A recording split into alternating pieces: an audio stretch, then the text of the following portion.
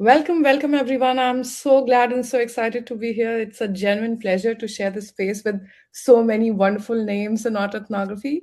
So today's panel is around Professor Pelias' 2025 book, Writing and Other Familiar Things, Autoethnographic Possibilities.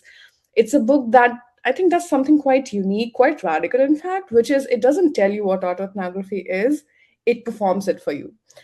Every chapter is simultaneously a piece of poetry and a lesson in how that kind of writing works. I need to tell you a little bit about how this panel came out to be. We were all in Professor Keith Berry's autoethnography class last fall, and we are all the panel people on the panel are PhD students from the University of South Florida. Edwin, Kento, and Sirrina are in their first year. Nadia Marie is in her second, and Kasima and I are in our third year.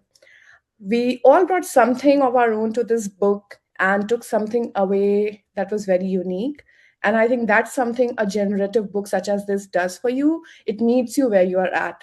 So, with that, we will move into our session. Each presenter will have 5 to 7 minutes. We will go in the program order.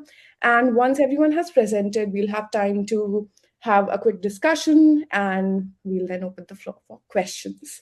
So our first presenter is Sirrina. Sirrina, are you here? Hello, Hi. good morning, everyone. Mr. Pelias, it's very good to be here. Please excuse in the background, are a bunch of soldiers eating their lunch over there and cheering and getting awards. So if it gets drowned out, I apologize. I can do nothing about them. So yeah, I'm very excited to be here and to have this opportunity to talk to you. I know we met you virtually in Dr. Berry's class. So a couple of things that I wanted to talk about first are a couple moments in your book that really stood out to me and influenced my writing and my autoethnography. Briefly, I'll just tell you my autoethnography was about an experience of a miscarriage while on military duty overseas in Croatia. So the first moment was under the section of selling points, and it was story number 7 about the fish in the bowl. I think that was my absolute favorite story out of the entire book for a couple of reasons. The first reason is that it was meaningful to me because one, taught me that I needed to, almost as if looking through the glass of the bowl was like a lens I needed to remove to be reflexive in my writing, to not just to be reflexive about myself in my writing, but also in how I am viewing others. It moved me. It assigned humanness to a non-human living thing that sometimes we don't think about. And it really helped me to understand that you can have compassion and understand compassion from the viewpoint of something that you would not normally understand, if that makes sense. It taught me that your writing can give that ability to bring compassion and understanding to an entity that people normally wouldn't think about. I loved the raw way that you had the fish describing its environment, and at some points after reading it multiple times, I felt like I am the fish. I've been the fish, and especially throughout my military career, and so that was just very meaningful for me for being able to understand that process of being reflexive. And also, a deeper meaning for me was being able to understand that others, whether human or not, have meaning, purpose, experience, and identity of their own. And so that made it easier for me when I was writing to know that a lot of times the purpose is to move people in your writing, to get that visceral response, to feel that anger maybe that someone else or something else is feeling at the time. So yes, that was my absolute favorite story. The second one that really struck me was True Love. I will be perfectly honest. At first, to describe the emotions I felt, it's difficult to describe. I was disturbed, but I think there's a reason for that. And I think that perhaps that might have been the purpose, was to understand that certain words, like the term you used, buggery, when describing those, potential charges, I think that that is the purpose that society and law, different areas like that, they use these words as weapons and labels for people that maybe we just don't understand, and it creates and incites that feeling. And so it also helped me in my writing for knowing that my topic was going to be very difficult for some people, maybe very emotional, maybe angering to some people, and then that's okay. And that it was okay for me to write about a difficult experience like that, even if it might be something that is disturbing to other people, right? Because it's important that we do share those kinds of disturbing things. But I also realized the point wasn't to be necessarily for me to be about it being about disturbing, but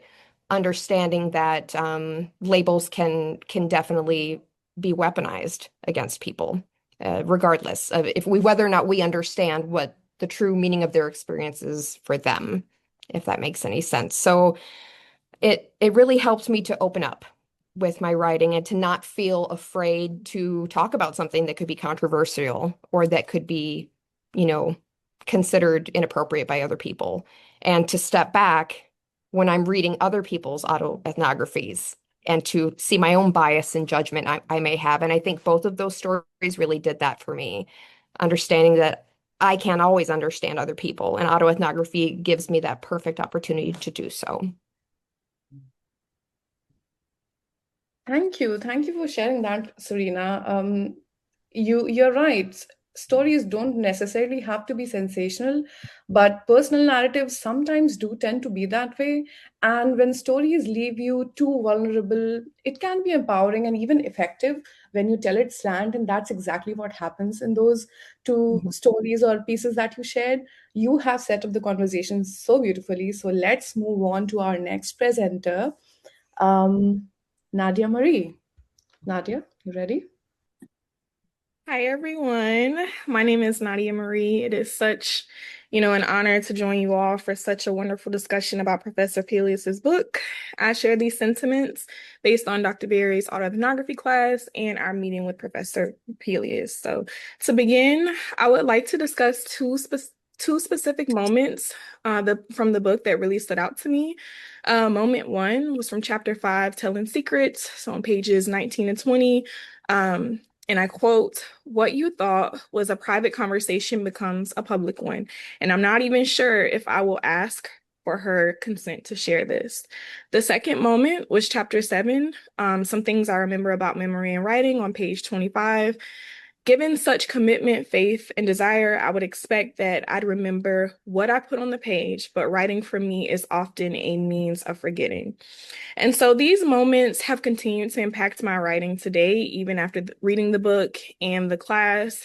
These moments from chapter 5 and chapter 7 function as useful reminders during my autoethnographic writing process. The moment from chapter 5 prompts me to remember that I can be considerate of how I tell a story, but also that it is also my story to tell as well.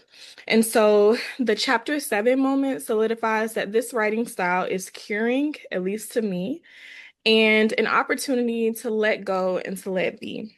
The final punctuation, if any, is an indication that this work is signed, sealed, and delivered. At the same time, it is never truly finished. These moments are useful when thinking about the autoethnography I wish to include in my dissertation under the advisement of the great Dr. Aisha Durham. And so there are two ideas that I derived from these moments. Chapter 5 inspired me to play with style. It encouraged me to step away from the formality norms as minuscule as punctuation. Ron's writing style provided different ways to think about explicating some of those deepest cherished moments. There is an admirable flow that makes for an easy read, which is often uncommon in other academic texts, as we all know. And so, like the story shared about the divorce in chapter 7, this book inspired me to tackle a different moment in my life that I myself was ready to divorce from. And so, writing the autoethnography for the class allowed me to do just that. And so, lastly, I'll say that the lessons throughout the book are overwhelmingly inspired. I couldn't, center on one specific moment because I found value in the entire book. And so when reading Ron's book, I began to equate autoethnography to skydiving. This metaphor acknowledges the risk associated with remembering, telling, implicating, and critiquing. Ron's book offers new and established autoethnographers the clearance to jump into a new world of creativity, critical thinking, and reflection in ways that challenge traditional academic writing. And so this text speaks back to what dominant parties have deemed as good academic writing in ways that are useful on and off the page. And so I'm really appreciative of being introduced to this text, and I'm so excited to continue to reference it, even as I continue to write my own autoethnography. So thank you. Thank you for writing this. Thank you, Nadia Marie. I'm sorry, I missed my notes. It is a very potent tool, autoethnography. If done carefully, it allows for sorrow, it allows for joy, and specifically with difficult and dense experiences. Who do we write for? How do we still practice reflexivity as we do this work? Because it is, in the end, academic writing, and it needs for us to be responsible when we do that as researchers. Thank you for throwing light on that. Our next presenter is Kasima. Kasima, let's hear what you have to say. Sure. So I really enjoyed this book, and I'm so glad that we had the opportunity to read it as part of our class. And for me personally, I think I two specific moments for me personally that stood out from my specific style of writing would have to be in chapter 2, writing with uncertainty and hope. And on that chapter specifically, what stood out to me was when Dr. Pelias writes that his target audience was either his mother or his elementary school teachers. And I feel like that was very helpful because I always thought that I needed to write as though I was doing like a journal entry. Um, but for me, that section made me realize that I'm writing to share with others and that I should be using more descriptive language in a way that allows me to write towards someone so that I can share what I'm going through, what I'm feeling. It reminds me that, autoethnography is not just something that is supposed to be written down and put away, but it's something to be shared with someone else that maybe might have experienced something similar, or, maybe they connect to it in a similar manner. Once I understood that I'm not writing just for myself, it made me start to think about the questions that I was asking and how I was writing, especially because I started to think about, instead of what happened, like, how do I make someone understand what I went through or what I was feeling, someone who was not actually there in that moment. And that definitely pushed me towards, a more descriptive uh, type of language, and away from the usual summarizing tone that we're so used to utilizing when we are writing.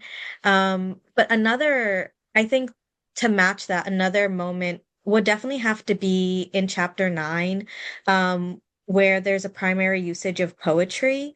And I really, really enjoyed that. And that's something I shared with Dr. Pelias when he visited our class virtually, is because I used to write poetry as a child. And, it was something very important to me. And as I, continued my academic journey, it was something that I never really thought to share about in my writing. And I realized that this is also a reflective part of who I am.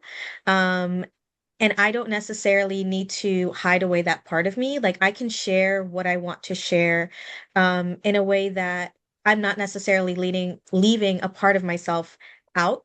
This is still part of my own journey. And if I'm writing to explain my experiences and the significance of what happened, that is a stylistic choice that I can make. And I really liked that it was there, that I could see that that was an option, because I really did not feel like, you know, in academia, I didn't think it was an option.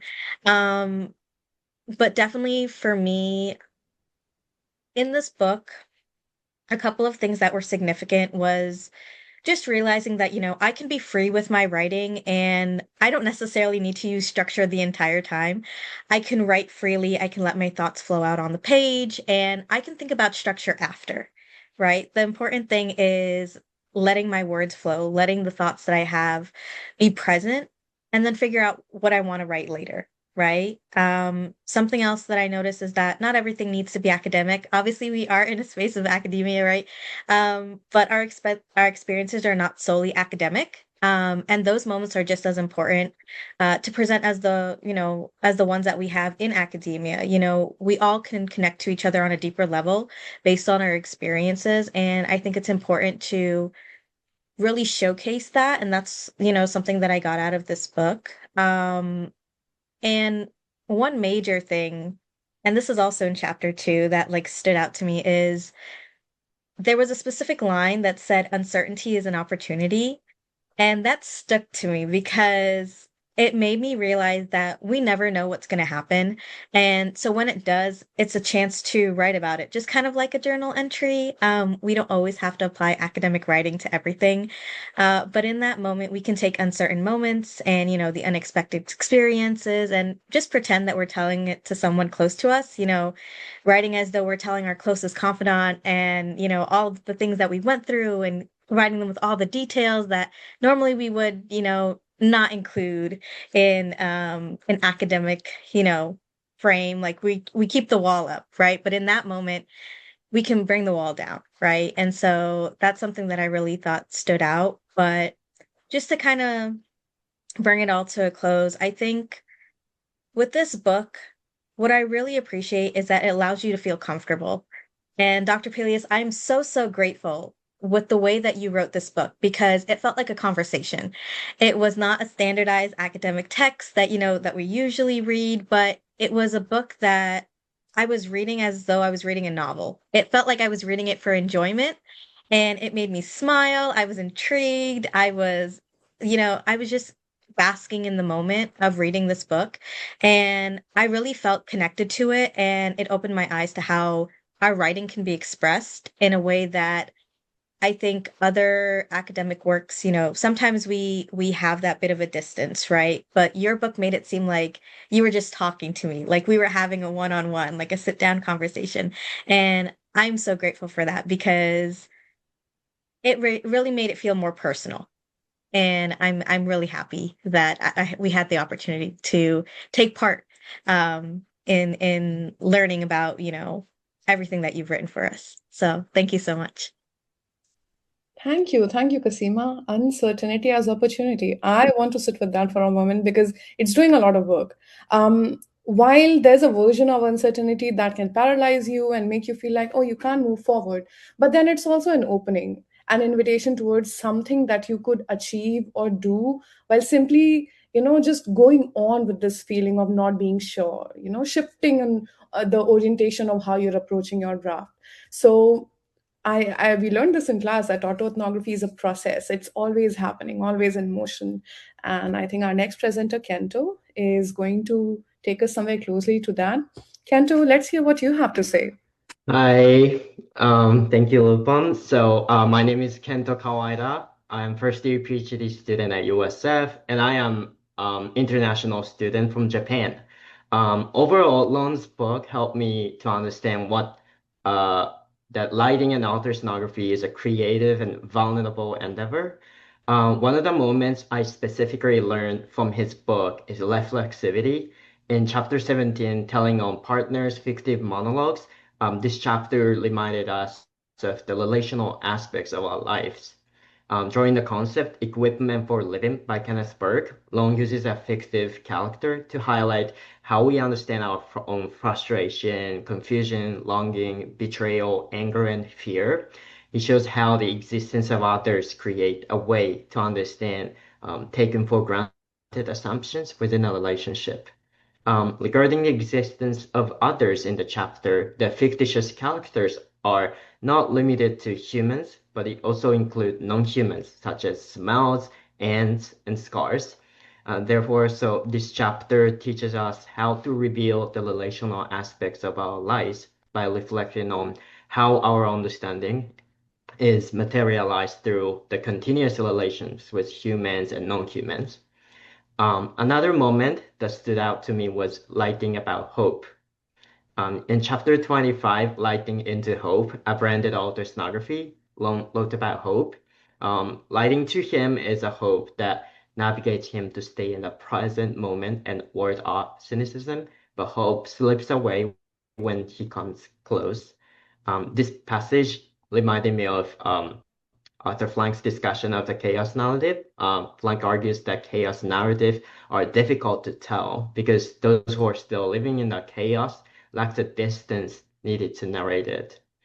Overall, these two moments from each chapter teach me how to reflect on my life events through lighting and autoethnography. And lighting itself is a continuous endeavor towards hope. These two moments were very meaningful to me because the process of reflection through lighting gives me a sense of hope. Personal experience. 5 years ago, I sustained an injury that resulted in permanent damage to my left forearm, wrist, and fingers. Drawing on Burke's idea of equipment for living, I sometimes describe my hand as a funny hand, as if it were a fictive character. Here, funny does not simply mean humorous or positive, such as when we say someone is a funny person, but it carries broader connotation like strange, queer, unsettling, or even slightly ironic. The Japanese expression has somewhat different nuance. I describe my hand as kiteretsu na te, suggesting a hand that goes beyond what I could have imagined. This kiteretsu na te describes that it brings everything that I do not expect in life events. Through this funny hand metaphor and the lighting process, I could make sense of a variety of things in life, like hope, suffering, and pain. It is funny because this hand ruthlessly revealed my obsession with career success, which is the identity I nurtured through high school education in Japan. It is funny because I cannot even make quotation marks with students anymore. So it is funny because it gets attention from doctors who want to see my rare hand condition. It is also funny because my hand is moody like a cat. Sometimes it brings pain and numbness, and sometimes it doesn't. It is funny because this hand unexpectedly guided me to pursue a doctoral degree in communication, and now I find myself presenting my own experience at ISAN. So by referring to my hand as a funny hand, I gain impetus to move forward. In this sense, this funny hand becomes a form of equipment for living, offering me a way to live with hope. So reflexivity and hope in Lon's book helped me to shape my approach to lighting and autoethnography. Before reading this book, my lighting style tended to just tell the past event rather than show it. But after reading, I could incorporate like fictive character into my lighting. And through this fictive monologue, I could creatively show relational aspects of my life. And as a closing remark, Lon's book taught me that lighting and autoethnography is both a creative and vulnerable act. I still can't believe this book was written by only Lon, given the different styles of lighting, imagination, and creativity. That I think shows how creative autoethnography can be. Also, the process of lighting autoethnography felt vulnerable to me. By lighting and speaking about the past, I exposed parts of myself that I usually keep hidden. At the same time, this lighting process allows me to access experiences and emotions that I had long suppressed. For that, I am deeply grateful to Lon for showing me how lighting can be both creative and vulnerable, and to Keys for giving us this opportunity and for being such a supportive professor in our autoethnography class. Thank you so much. Thank you, Kento. Reflexivity and relationality. Yes, very, very strong, necessary pillars of any autoethnographic writing. I appreciate how you framed these concepts and the ethical considerations that come with it. While your story may tell your truth, there are other truths. And as we find in the book, the author says, writing locates us between hope and despair.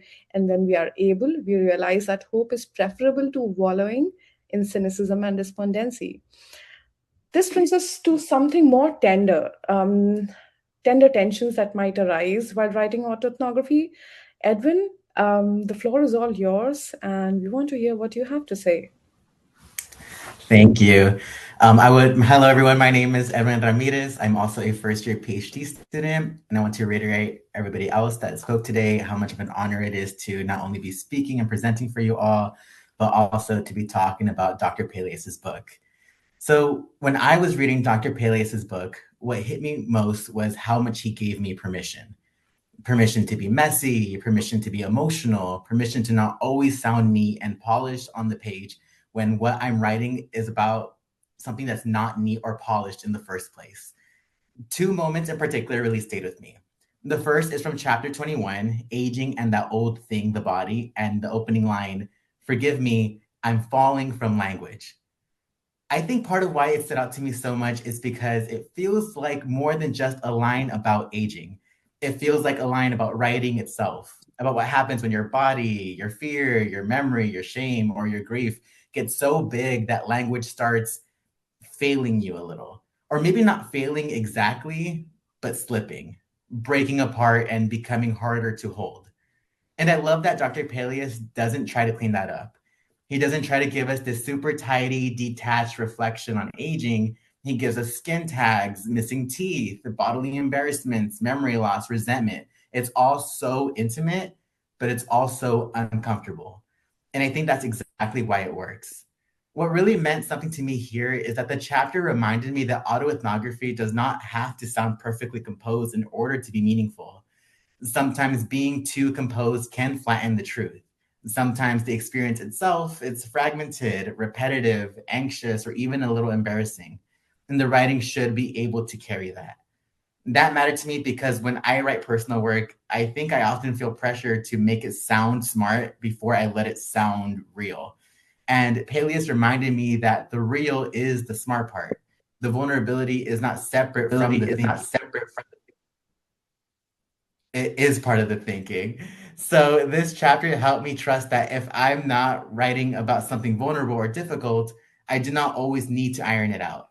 And sometimes I can let the cracks show, and sometimes the cracks are the form.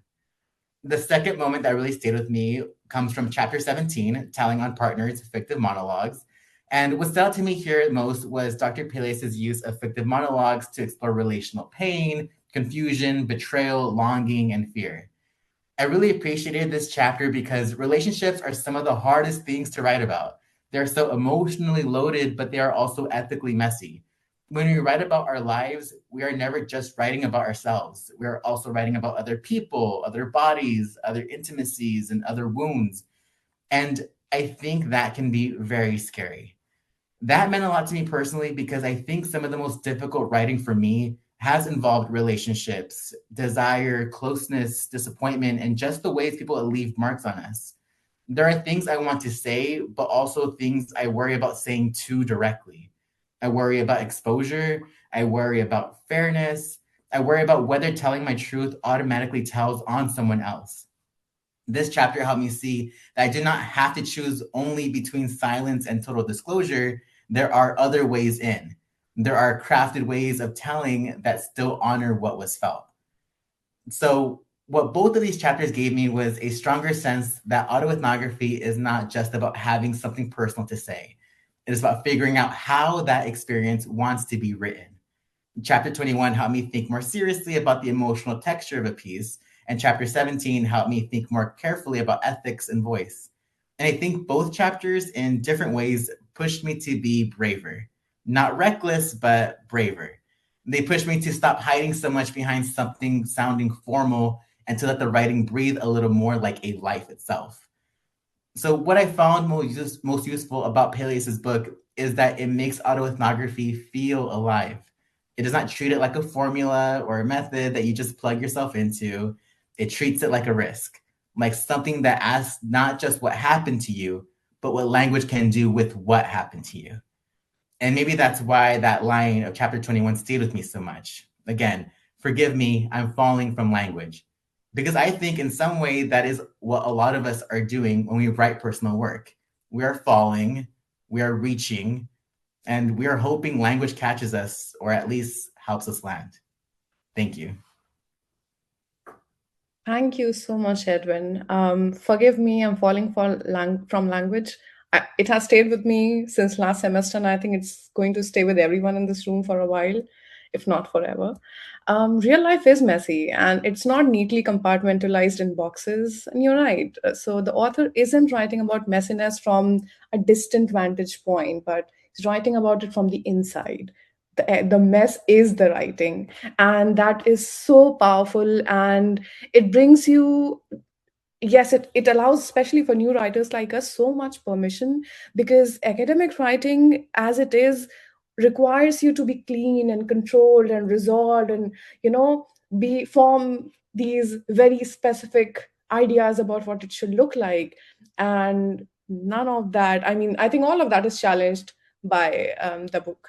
So that was our panel, everyone. And now I believe, Keith, would you like to join Professor Pelias in maybe a quick discussion about the book, and then we can open the floor for questions? Yeah, that sounds good. As planned, I'll defer to Ron. That was wonderful, though. My goodness, I'm still feeling all the ideas and the smarts and the love. But yeah, thank you, Roopam, for giving me a chance. But this is y'all's show. So Ron, thoughts? Well, wow. I am just really taken by this wonderful series of presentations. So really, there are just a couple things I would like to say, and then we can kind of open it up. The first thing I want to say is thank you, Keith, and thank Tony for y'all's idea to have this program. That was wonderfully kind of you to feature this particular book. And of course, I want to thank all of the presenters and our chair of this program. This is, more than an author could hope for, quite honestly. One of the things, Keith, that I also want to say as I listen to your students present this is that they're under really good hands. One of the things that I am so appreciative of is how they went about this particular assignment that you gave them. The assignment helps, but part of what I think you've made present for these people is how to move through the academic world. And one of the things that I just was so appreciative of is all of these people read with trying to find something of value to me. And so to read any scholarly work, regardless of what it is, I think that's the question to ask. What is of use to me as I read that? Too often, academics are taught to let's move through the world as people who are going to kill others in order to create my space. And and that for me is really problematic. One can have space without doing academic killing.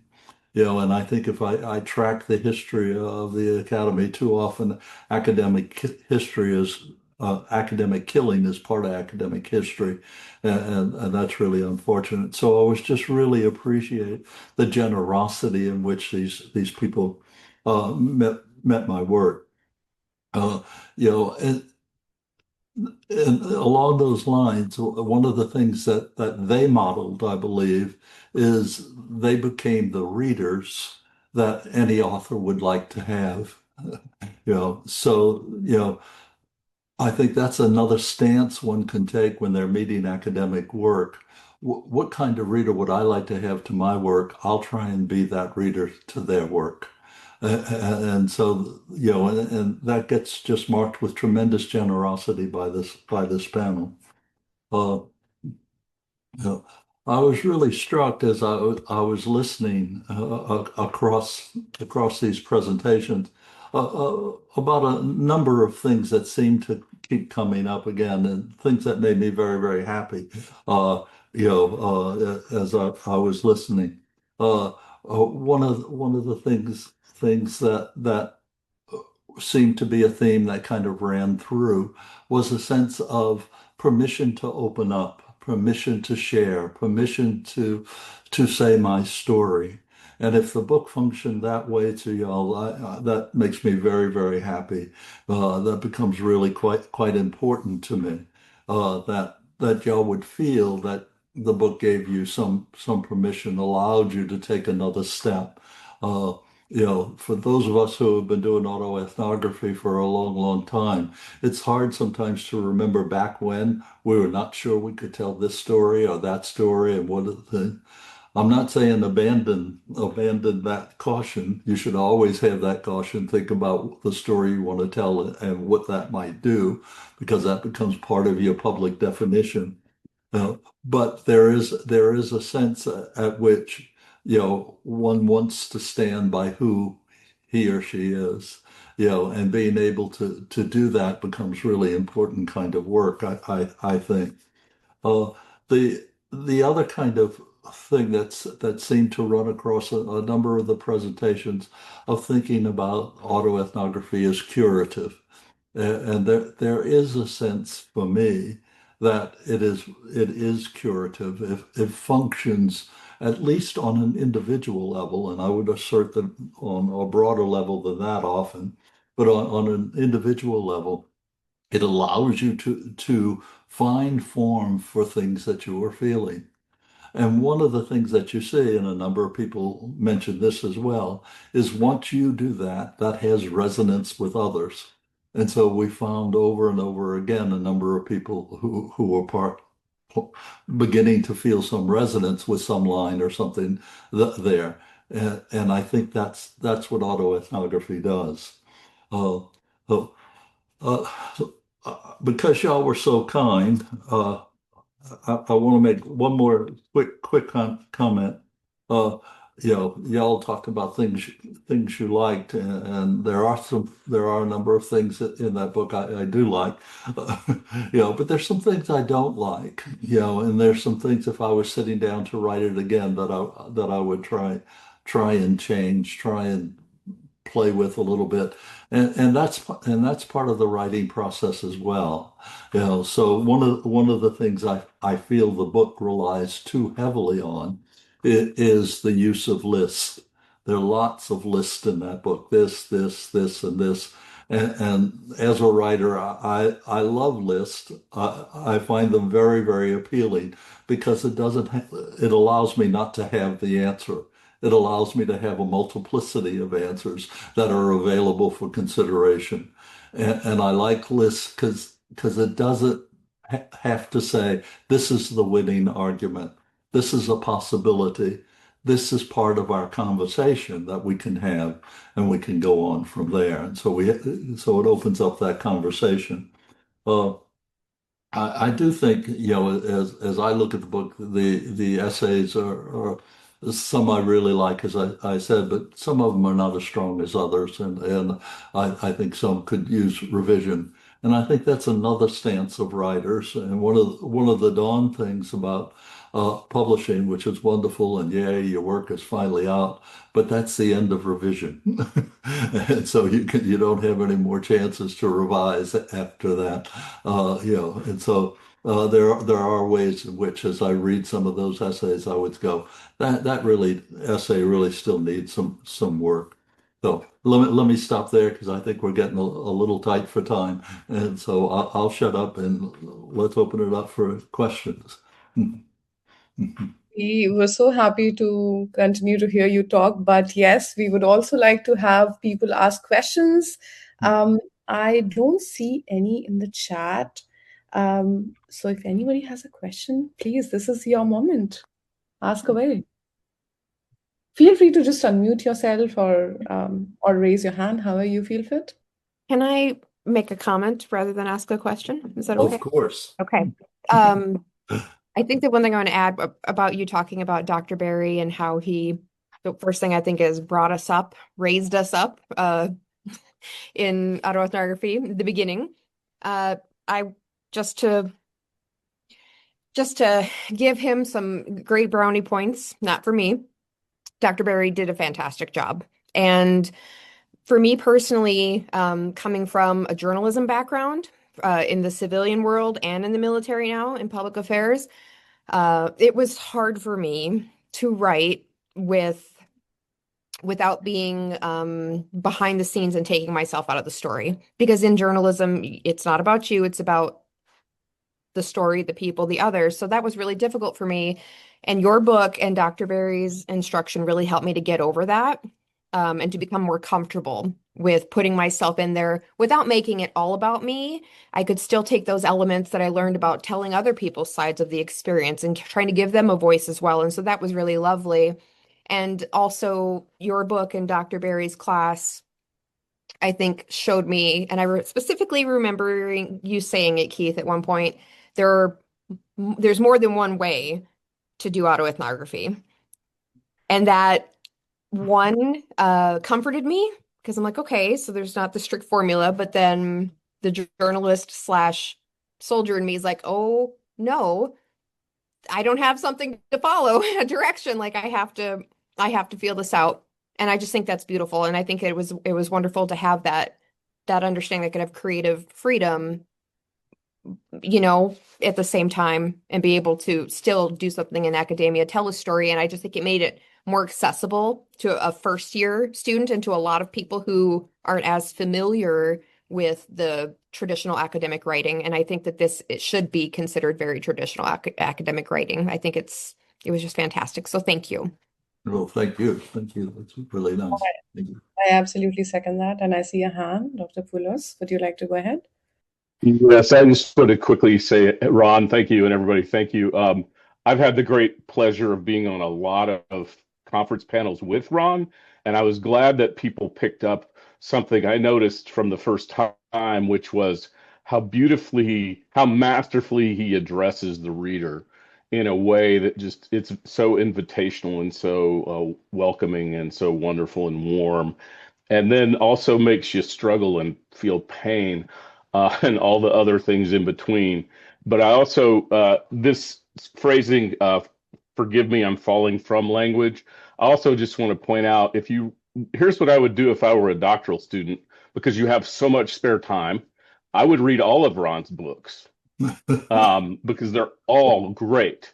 And I have, and I find many things in there. And one of them is not only, he's found himself falling from language, but I could tell from the very beginning, from the very first thing I read of his, that he fell in love with language a long time ago. And it's a true kind of love affair story with all the ups and downs and so forth. So thank you. This is a beautiful panel, and you all did wonderful responses. So I appreciate. Way to go, Keith, and everybody that's with him. Yeah. I'll jump in real quick because I know Laura wants to say something, but thank you for the generous comments. I set the table. I offered a template, right, of some parts. Y'all surprised me. They met today to get ready, all that great stuff. And I'll just say that it's, pay it forward. My ability to instruct in those ways entailed, if we talk metaphors, jumping into a river whose reflexive and creative currents have been ongoing for decades. Right? As I said in the first day of that class last semester, welcome to the class that was built in this home. Welcome to a methodology that was built in this space. And I've been honored to continue it on, and it's great pride to see y'all talk. But Laurel, would you like to pick it up from there? And thank you.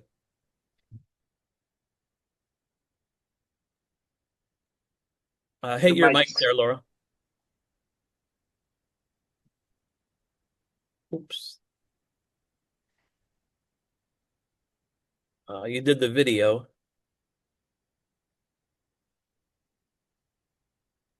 Let me see if I can unmute them. Oh.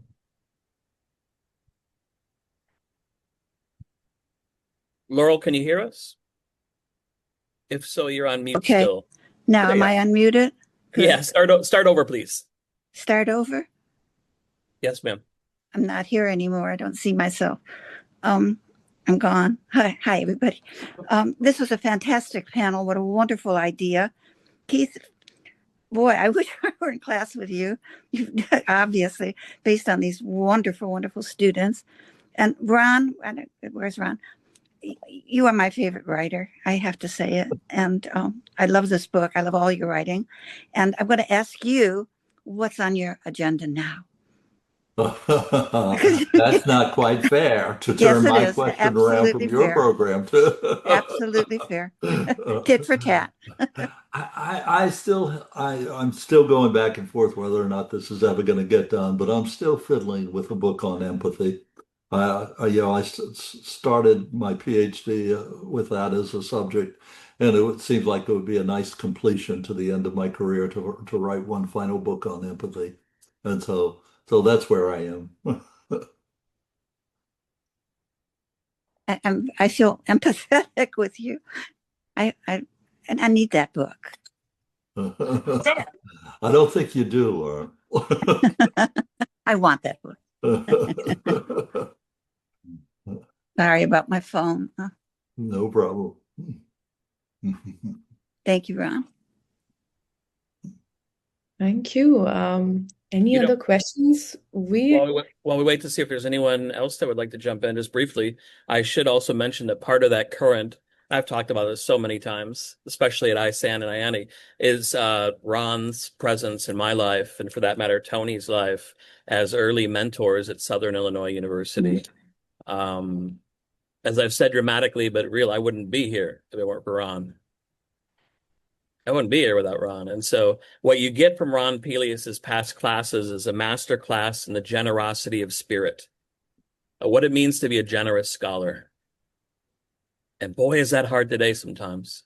But I just wanted to mark that and mark the connection to the year 2000, it all began. But other comments, questions? I see Professor Ellis's hand. I will make a comment if I can. It's just a lovely panel and just wonderful presentations, all of them. It made me want to be in the class, Keith. And I also just had the visuals and the emotional experience of thinking of you all around the conference table and the years of discussions like these that have gone on. And it just delighted me to know they were continuing in that space. So thanks to all the students, and thank you, Keith, for just an amazing panel.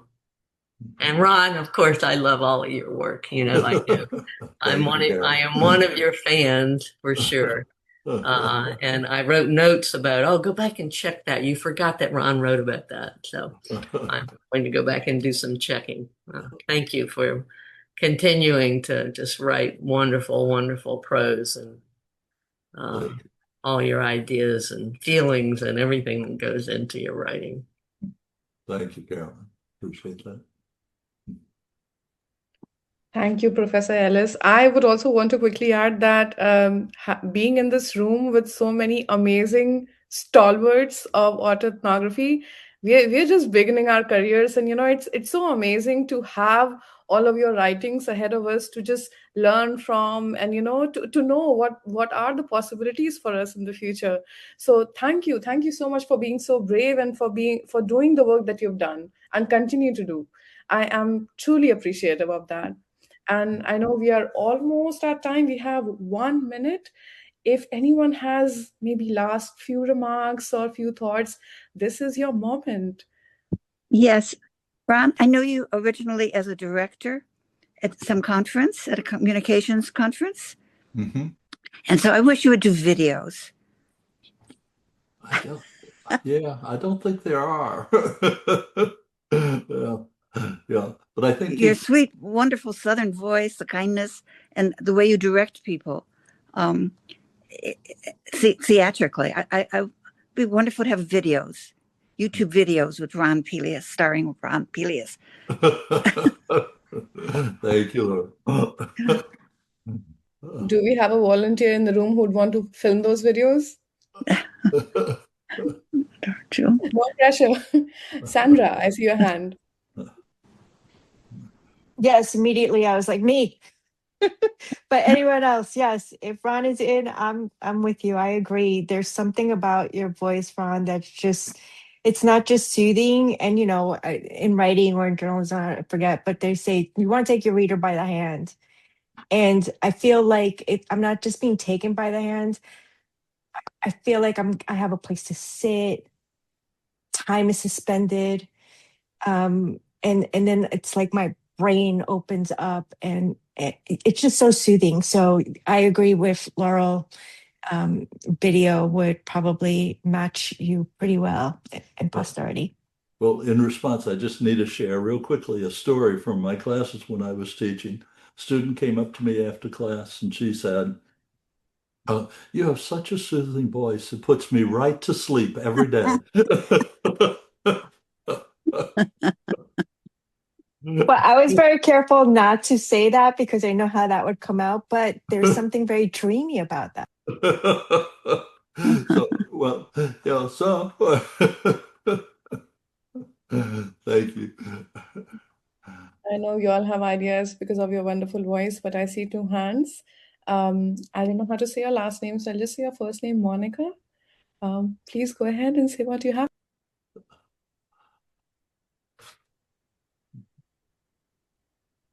He's muted. We're all muted. I'm not muted. Sally, would you like to go first or should I go? Are you okay? Very quickly, just to say, Laurel, I heard you speak yesterday and read from your book. And for me, I say to students, if ever you can get to hear the people that write the books, you will hear voices when you read their books. And that was so valuable yesterday. So thank you. I met Ron yesterday, and you know, you too. So what you're suggesting to Ron is something I think you should to read the whole book. But honestly, hearing your voice and the intonation and telling the story, and Ron, I'm sure you're the same, and hearing you, all of you, is there something for me qualitatively different about hearing somebody's voice read their work?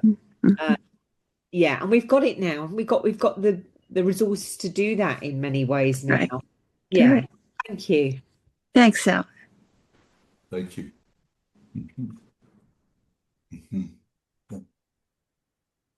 I'm thinking we probably ought to stop for the next panel. Monica wants to ask something. Just one question. I was just wondering, thank you for this great panel.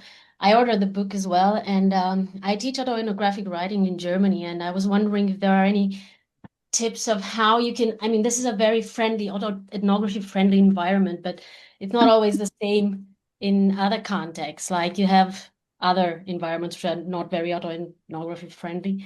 And I was wondering if there are any tips or how would this book be received in another context of where it's more traditional academic writing. And I was wondering, so I ordered it, I haven't read it yet. I will definitely go through it, and I'm so grateful for all the comments here.